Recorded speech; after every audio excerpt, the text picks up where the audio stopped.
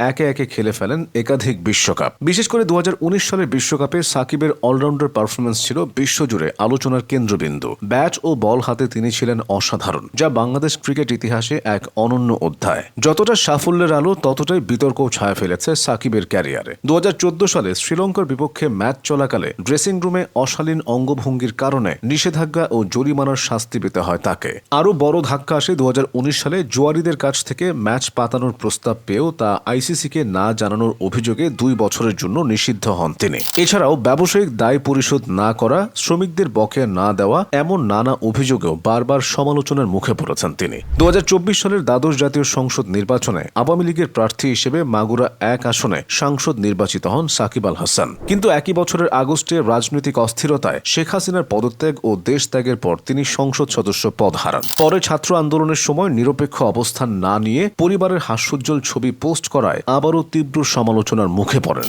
ব্যক্তিগত জীবনে সাকিব 2012 সালের 12 ডিসেম্বর যুক্তরাষ্ট্র প্রবাসী উম্মে আহমেদ শিশিরকে বিয়ে করেন। ঢাকার হোটেল রূপসী বাংলায় সম্পন্ন হয় তাদের বিয়ে। বর্তমানে 3 সন্তানের জনক সাকিব। 2 মেয়ে আলাইনা হাসান অব্রি, ইররাম হাসান এবং 1 ছেলে ইজাহ আল হাসান। বাংলাদেশ দলে এখন আর নিয়মিত না থাকলেও ক্রিকেট ছাড়েননি সাকিব। দেশের বাইরের নানা ফ্র্যাঞ্চাইজি লিগে এখনও খেলছেন তিনি এবং মাঠে নামলে প্রমাণ করেন তিনি এখনও এক অমূল্য সম্পদ। সাকিব আল হাসান, যিনি একদিকে বাংলাদেশের সবচেয়ে বড় ক্রিকেট তারকা, অন্যদিকে সবচেয়ে বেশি সমালোচিত খেলোয়াড়। তবে যাই হোক, বাংলাদেশের ক্রিকেট ইতিহাসে তার নাম স্বর্ণাক্ষরে লেখা থাকবে, কারণ তিনি দেখিয়ে দিয়েছেন একজন অলরাউন্ডার কেবল ক্রিকেট নয়, একটি জাতির স্বপ্ন বয়ে নিতে পারে।